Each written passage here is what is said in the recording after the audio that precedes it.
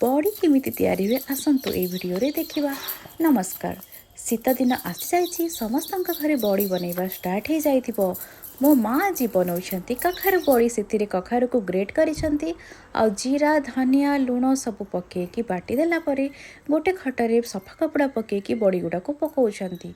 आउ सेही बड़ी खरारे सुखी गला परे गोटे जगह काढ़ी देकी पुणी गोटे दिन खरारे रखिदेला परे एयर टाइट कंटेनर रे ताकू पैक करिकी रखिबे। आउ तेल रे भाजिकी पखाଳ भात सहित बड़ीर मजा नेबे।